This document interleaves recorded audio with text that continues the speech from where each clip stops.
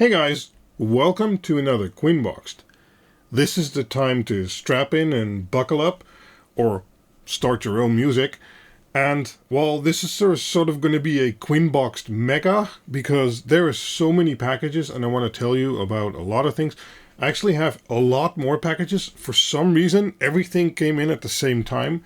So I tried to make some kind of pre-selection for things that somewhat were related to each other. So let's get right to it. And the first package I wanted to highlight is this one. And well, this one looks a bit different. This is not from Aliexpress, and it says here CZ20 badge. Okay, interesting. So there's a little note here for people who can read Dutch. And for the people who are Dutch, currently this is the time we would normally have our CampZone event. And if you don't know what that is, that's basically an outdoor LAN party for about 2,000, 2,500 people, which we do annually. And, well, because of the human malware situation, that, of course, is not going to happen this year. So currently, we're doing a CampZone online. And the badge team, which makes a badge for CampZone every year, managed to make one for this year. And, well, this is it. They sent me one and they were like, hey, if this happens to show up in your QuinBoxed video, you know. I'm not going to show too much, but basically, this is an ESP32 based board they developed, and it has a lot of functions you can give it. For instance, it has lots of buttons on this side. And you can put on, well, this is the first time of me seeing one in actual real life, so bear with me here. You can put on the buttons and then use it like that. And then it should come with some accessories, because it also comes with a speaker, and all the buttons have built-in LEDs. And as I said, it's based on an ESP32. Now, what you can do with that is, okay, well, this is the first time of me putting this together, so I'm just gonna try and see if I can do this real quick. Hack the planet, yeah. Anyway, okay, I think this is sticky tape, and they need to go on that side. But because it's an ESP32, it's running on what they call the badge firmware, and that's a whole team that programs that firmware. It can do all kinds of things. You can use it to play sample sounds with the speakers I just glued on, or you can have it as a MIDI controller like you see a lot of DJs using nowadays, or you could, for instance, use it to control OBS. And we'll be seeing more stuff I will be doing to upgrade my current garage studio over here. And, well, I'm looking forward to the OBS part. Well, we're not going to do that in this video, but maybe in a future video. Let's see how this goes together. Of course, I am reading the instructions. Yeah, no. Yeah, maybe this isn't the right thing to do on the QuinBoxed episode. But basically, it would hook in like this. And, well, as I said, you can program it using all kinds of different codes other people who have the badge have written. I'll have links down in the description to the badge website and where you can get some more information. Here is the guide you get with it. And I'll show that on screen for a few seconds. Oh, more stickers. Nice CampZone stickers. The AERPane. Yeah, because you can play all the samples. Anyway, if you'd like to know more, and I think these will be up for order sometime in the future, check out the website I've linked in the description at the timecode. I always link all the stuff with all the timecodes. And yeah, check it out. And if you're interested in CampZone Online, I'll have a link to that too. So you can see some of the live streams we're doing and the activities and stuff like that. Even if you're new to CampZone and new to LAN parties and things like that, might still be nice to check out. Just gonna put this back real quick because otherwise I will lose it.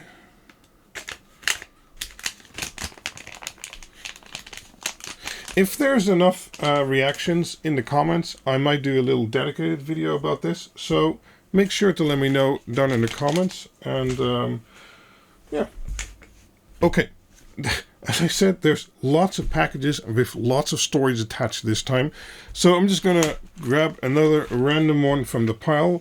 This one says LED strip, of course. Last one, we didn't have an LED strip. I was like, QuinBoxed without LED strip? How can this happen? But, you know, the LEDs will keep coming. Oh, okay. Ah, oh, wow. Yeah, see, this is one of the things. I think I only ordered this 10 days ago. It's already here. I wanted to check out another one of those neon tube LED strips. And basically, this is, well, the listing said it's SK6812, but I think it's actually WS2812B, so not RGBW, but just normal RGB. But still addressable RGB with, I think, 60 or 90 or more, 96 LEDs per meter. And it'll glow out of this side, and it's side mounted in there. And I just wanted to see if this was interesting enough to do a special video about, because these can easily be used with my QuinLED Dig Uno and Dig Quad to make real nice effects, because all the diffusion and everything is already taken care of with this product. So maybe a quick video in the future, and so we can check that out.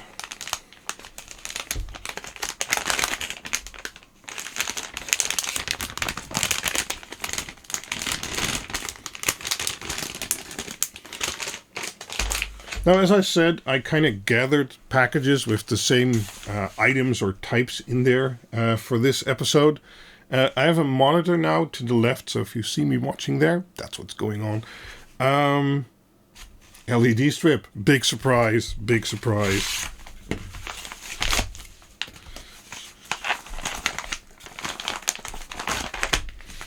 Good. Ew. Yes. If you can read it, you're better than me. SK6812 RGBW. Okay. I'm not 100% sure what I ordered this for. Ah, yes, I am. This is, and well, let me show you on here. If you can see that, this is 12 volt SK6812 RGBW. So normally you can get RGB in 12 volt, but this is supposed to be 12 volt RGBW. So it'll be very interesting to test that. Nice. I only ordered this a short while ago too. Must have gone to the fast track somehow. Like 10 days, that's really quick, even for non-human malware times. No, get it back in.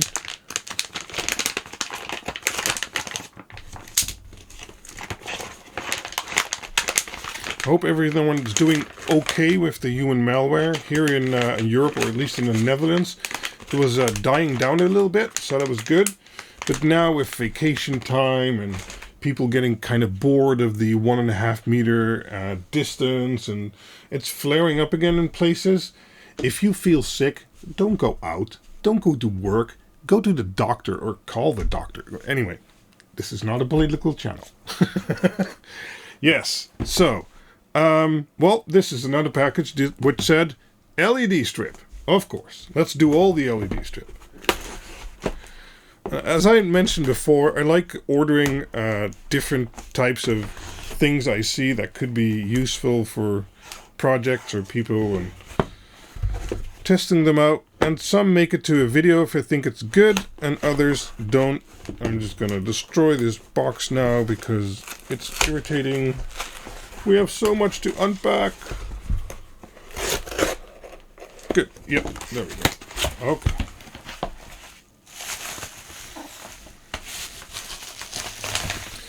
Oh, it says it here already. 1224 volt, waterproof, 90 CRI or RA90. Okay.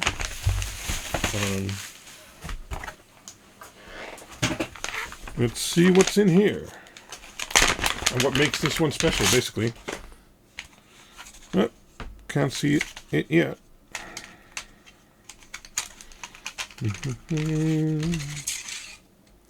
Oh, interesting. Okay. I think most likely I ordered it because it has, oh, let me do the zoom thing again. Because it has warm white and cold white, it looks like, but very tiny and very tightly spaced. So even through a normal diffuser, this would look very diffused, I think. And yeah, that could look good. And of course, especially if they note the CRI, if they don't note the CRI or RA values, it's not even worth testing. But I'll try and see if this is any good for analog white LED projects where you want CCT, so be able to control the color. And again, it might get a video if it's really good and I like it, or it'll turn into a recommendation maybe on one of my QuinLED.info pages, and if I don't like it, well, you'll probably never see it again. And making those videos and articles can take a while, but yeah, I'll have it listed in the description so you can check it out to see what makes it special. But I think it's the tiny LEDs and having CCT on such a tiny strip. The strip material did feel good, so might turn out well. Let's see what this is. This is really a shitty package. Okay. Let's take out the scissors. Wow, okay, this is one of the most shitty packaging jobs I've seen in a long time. What is it? Ah, okay, cool, yep. So as I said, I was going to be comparing solder, syringe, plungers, stuff like that. And, well, this is another one I bought. This one will probably be pretty cheap. And, well, it's at least better than the plastic ones you get with it. So, yeah, I now have all three, I think, so I can make that video. Cool. Cool! I think I've been waiting for this a long time. It says nothing, but I shook it. Oh. And that gave me a hint to what this was.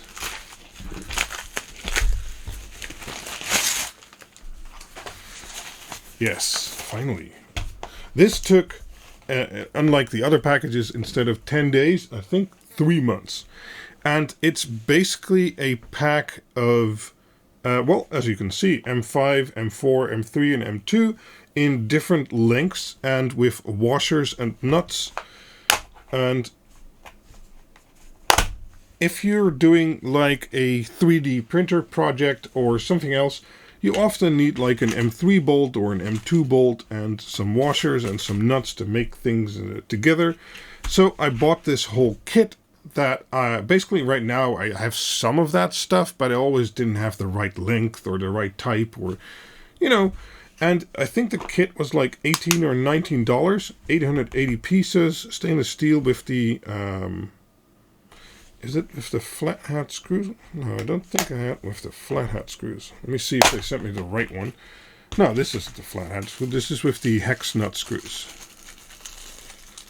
So let me get some out. So basically, this is with a hex nut, as you can see here. And those should do nicely if you want to like screw down a board or do something else with it. Wow, they're in individual baggies. Well, I guess it's one way to make sure they don't get mixed, but Jesus. Cool, nice. I've been waiting for that. It's very good to have around. Okay. Now, let's get to more audio-visual stuff. As I said, doing studio upgrades, and this one, I think, is for that. We shall see.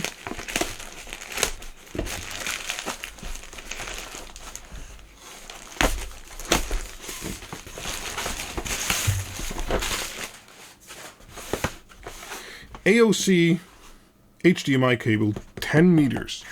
Now, normally, HDMI, you don't want to go past 3 meters, or maybe official spec is like 5 meters, so 16 feet. But even then, if you have like a weak port or a bad cable or something like that, you don't want to do that. You can only get HDMI that is longer if you use like an HDMI splitter or something like that, because they put a higher voltage on the cable, so the signal will survive longer. Another alternative you could do, if I can find where I need to open this, is instead of using a copper cable, you use scissors. No.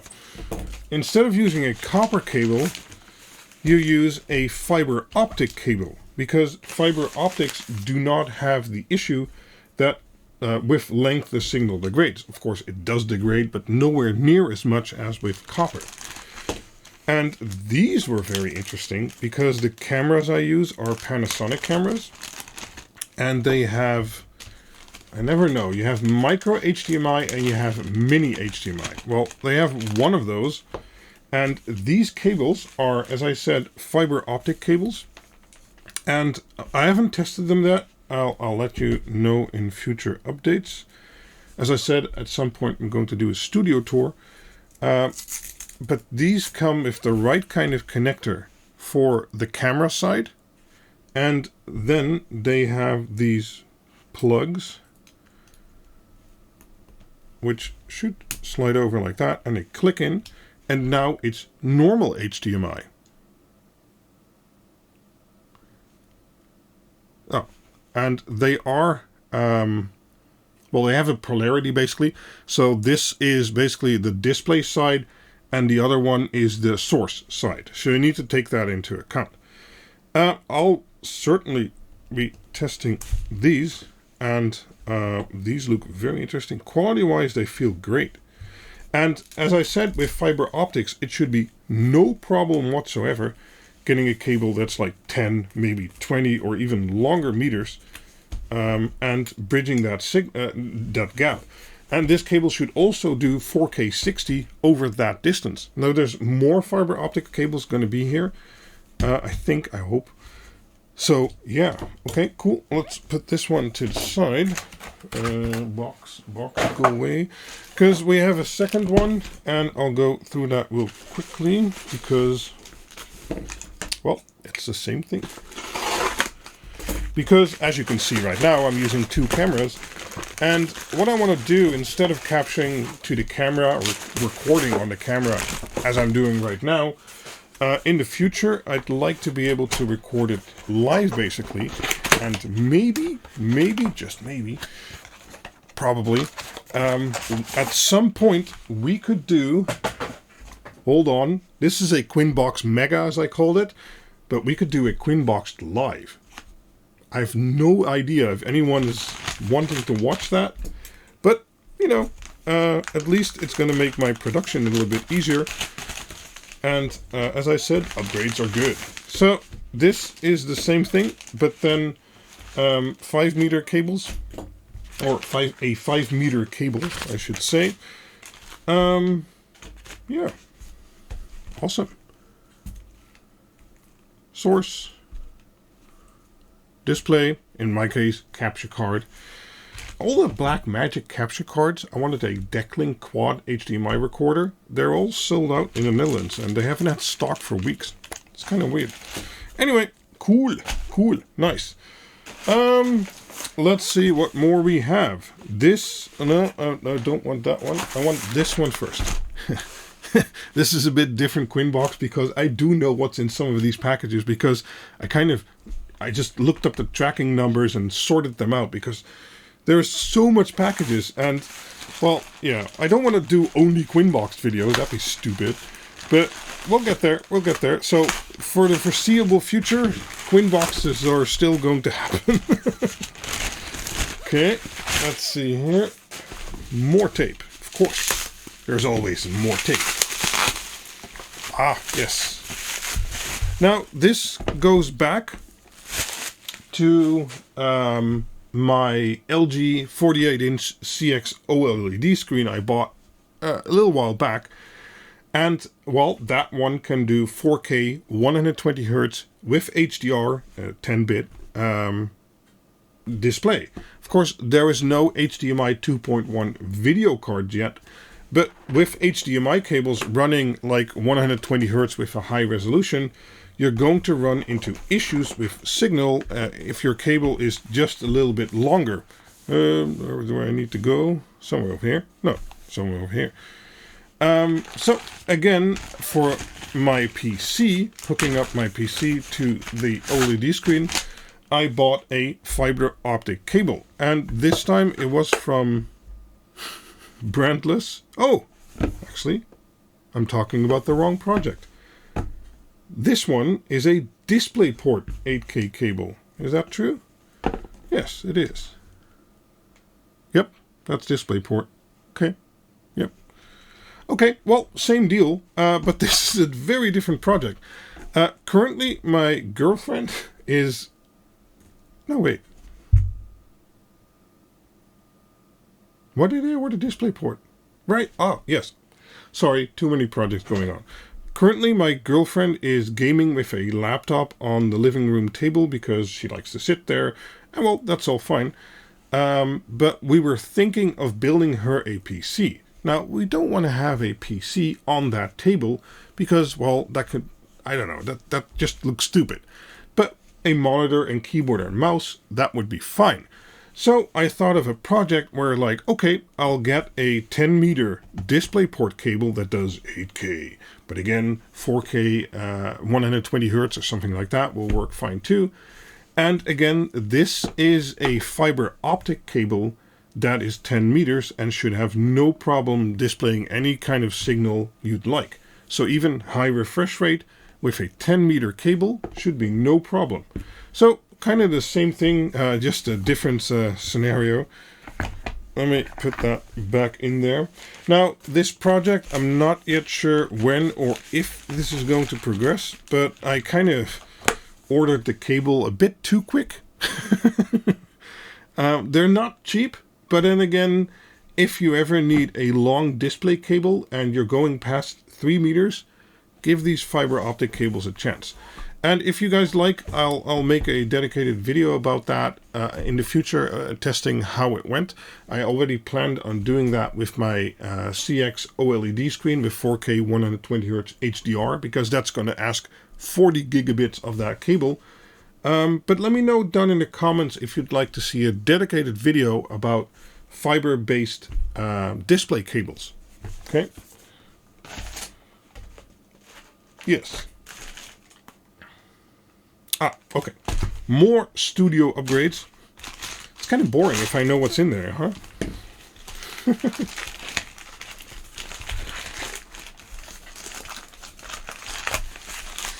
Okay. So, as I mentioned in the previous QuinBoxed, I bought a new camera. And of course, with new camera, we need new batteries and a battery charger. And so, I ordered a DuraPro. Yes. A battery charger, and it comes with two batteries for the the top cam is a Panasonic GX80 and my main cam is a Panasonic G7. So my top cam that I recently bought secondhand is actually newer than my main camera, but I'm kind of waiting for a new wave of Micro Four Thirds cameras, but that's a whole different subject. Okay, so yeah, batteries. Let's see if this all fits together. Of course, right now, as you could see in the previous video, my top cam is suspended by rubber bands, and that's pretty nice. Cool. Okay, yeah, that's fine. And it's USB based, so that should be... Oh, okay, cool. It has micro USB and USB-C. Interesting. So 5 volt, 2 watts input, 10 watts in total, and it'll output 8.4 volts, 600 milliwatts, 5 watt. Okay. How is... Yeah, okay. Yeah, sure.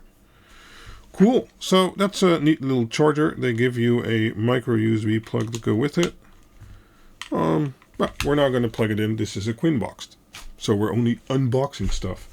But I'm sure they'll do fine. I use Chinese batteries and chargers with my current cameras too. So, moving on to studio stuff, I think, because it was a bit hard to identify all the packages. We're going to unpack a lot of the same thing, because now I'm starting to get more cameras, and I have like a let's see, a tripod, and I have like a teleprompter, and I have all kinds of equipment that I need to mount my cameras to. I have my plank up here, you know.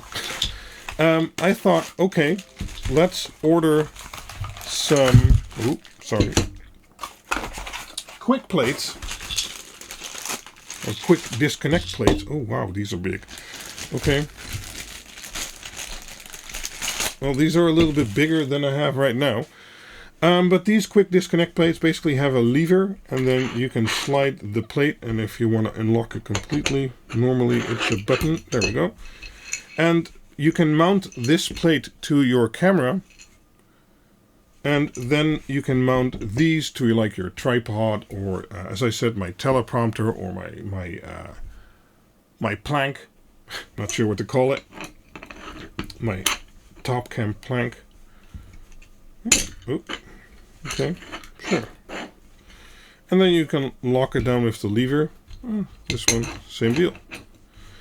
And I was like, okay, but now I have 4 different systems. Let's see what we can do about that. So, I just ordered lots of them.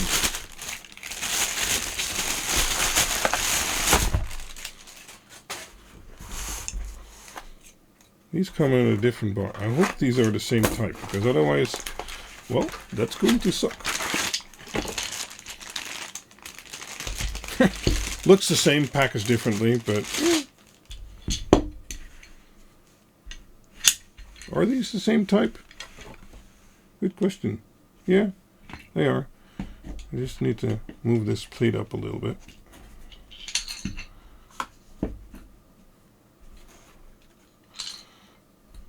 Yep, that looks pretty much the same. Good. You know, I'm seeing these things for the first time too, you guys, so... So the idea is to... Well, that was a first. Both cameras stopped because of some kind of weird European you can only record for 30 minutes issue. Welcome to QuinBoxed Mega. Anyway, as I said, these should all be the same, and in theory, we should be able to screw down the bottom plate to all the stuff I want to use. Let's quickly check that. No, needs to go out that way. Okay. So here is the bottom plate, and I think I'll be able to use one of these holes to screw it down. I'm not sure. These are normal tripod holes, I know that. But if it has a little bit of space, which I think it will have, I could actually use one of those holes to just drive a screw through and then mount it like that, because these have a little bit of a lip, so I think that could work. Well, we'll try that out. Again, with all of these things, I never know what to make a video about and what not. If you'd like to... Oh, I need to do this the other way around. If you'd like to see a dedicated video about that, of using these things to mount all my equipment, well, it'll come by in the studio tour I'm planning at some point. First have to, like, clean up some crap. But, yeah, these should be... Oh, no. See, that's why I need to use the box cutter, because otherwise I'm going to stabby stab myself.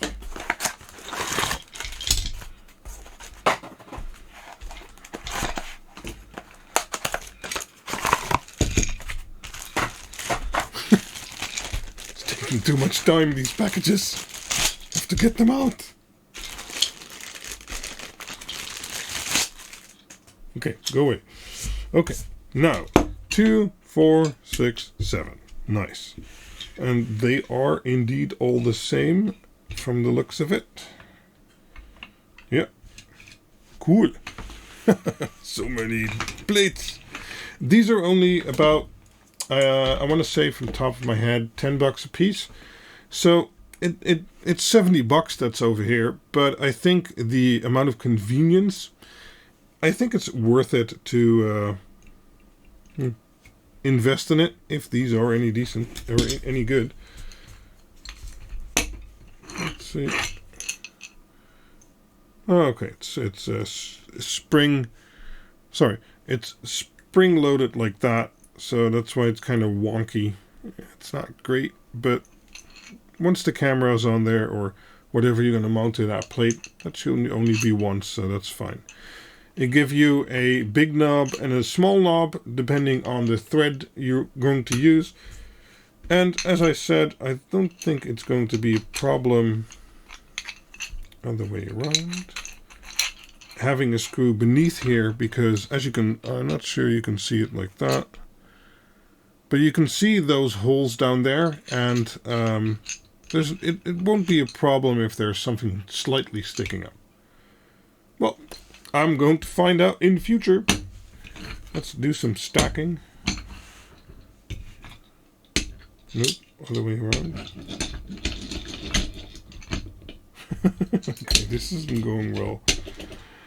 I'm not sure I should be stacking all of them. Managed to stack all of them. Great, let's stay over here. One package left, but if I selected the right one, I know what's in here, and this is interesting to talk about. This will be for at least one upcoming project to basically make life better. Isn't that what home automation is all about? Make life better. And I hope this will do that for me. Or the project I have in mind for it will do that. I bought all of these myself. No sponsors here. But this is called M5stack. Or, well, this is an M5stick. And this is an Atom. And then we have an Atom with a little LED display. We have an IR unit. And then we have a PIR unit. We have some little cables and... Oh, I didn't think I bought this one. Cool. Okay. Then I bought the Atom switch. And oh, it comes with one included? How interesting. Well, let's get all this stuff out.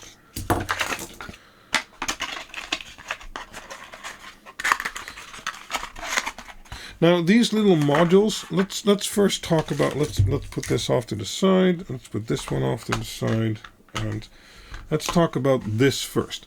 So this is their basic Atom Lite, as they call it. And what it is, it's actually an ESP32 in there with a very interesting little form factor, because they basically created their own ecosystem around it.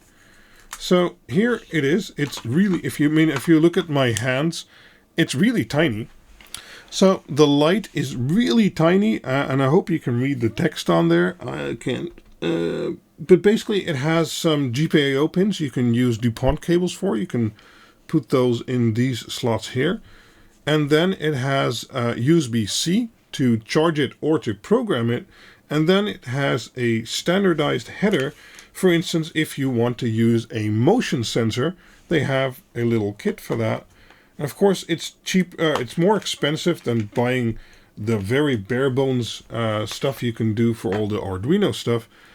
But this is just, you can buy the little kit and it all clicks together like that. And then we can connect the PIR sensor like that. And now we have an ESP32 with a PIR sensor connected. And you can still use the USB-C port to charge it. And, well, it's just, I think it's a very nice ecosystem to have all these things nicely integrated. I believe, yep, this is actually a button. So that's really cool. And for instance, for the project I'm doing, I got these, so the tiny Atom little things. This is called the Atom, so this was the Atom Lite, okay?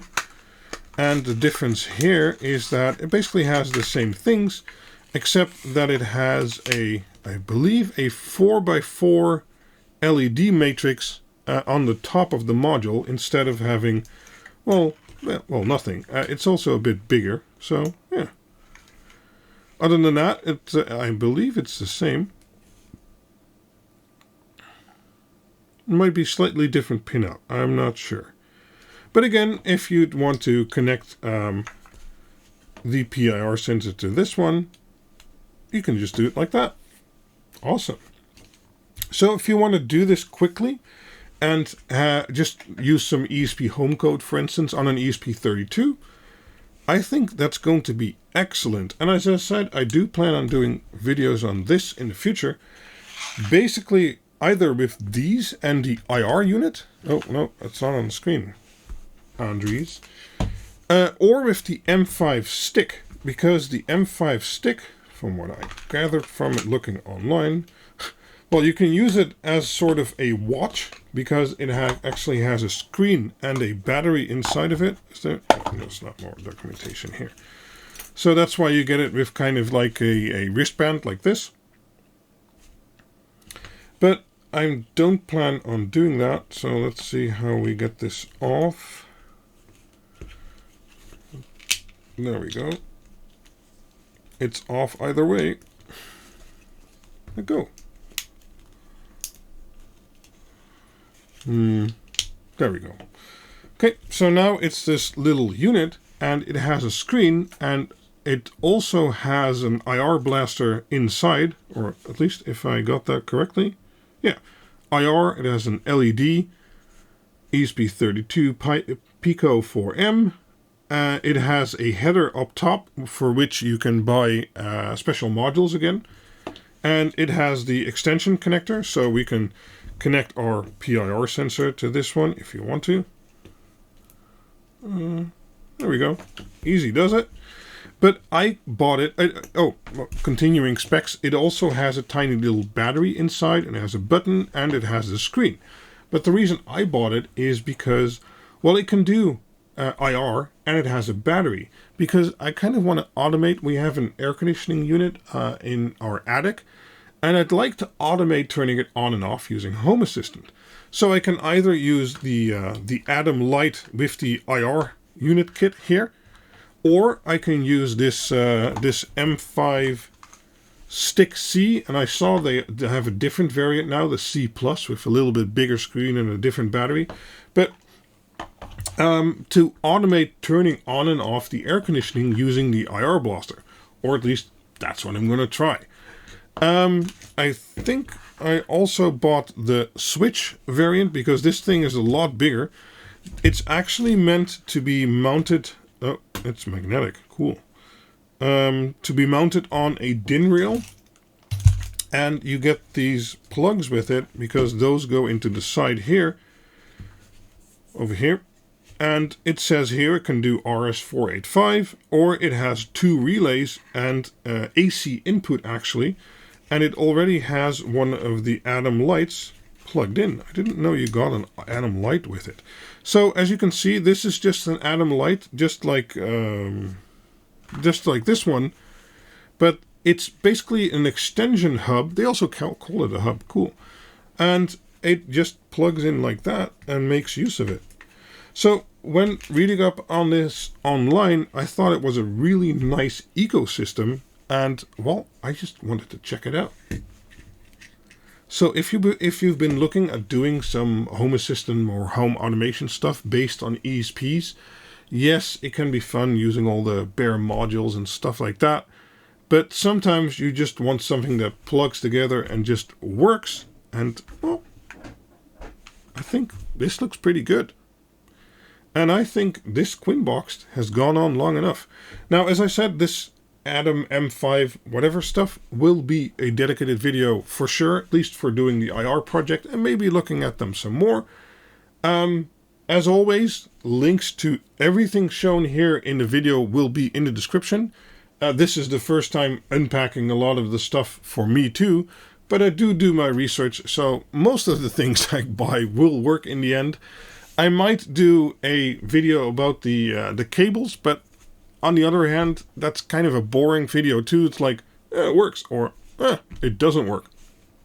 I will be doing a video in the future for comparing 4K 120Hz HDMI 2.1 cables, but I still need a new video card with HDMI 2.1 for that, so that's going to take a while.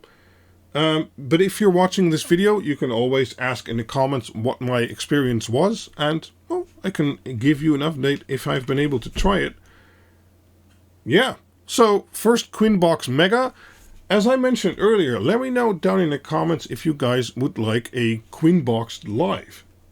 Who knows? Once my BlackMagic capture card, which is out of stock everywhere in the Netherlands, finally arrives, and now that I have these fiber optic cables which are long enough to reach it and have the right plugs to go into the camera and also, you know, make them normal HDMI, I think I could make that happen. So, as I said, thank you for watching. I'll see you guys in the next video. Bye-bye.